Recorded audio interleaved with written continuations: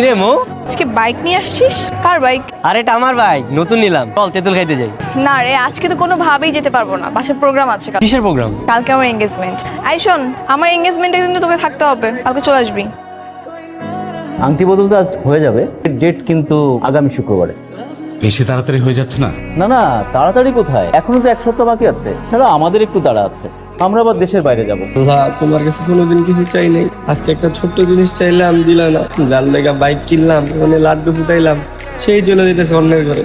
আমি কেমনে সহ্য করবো? আগামী শুক্রবারই তাহলে বিয়ে। আল্লাহ, একটা ঝামেলা পাকাই দাও না আল্লাহ। দুই বিয়ের মধ্যে মারামারি লাগে তো, নাহলে নাহলে ছেলের বেউস করে দাও আল্লাহ। বাবা, তাহলে আংটি পরানো কাজটা সেরে ফেলি। হ্যাঁ বাবা, এটা করে ফেলি। তোমার কাছে দোয়া করি আল্লাহ, একটা বিশাল ঝামেলা পাকাই দাও।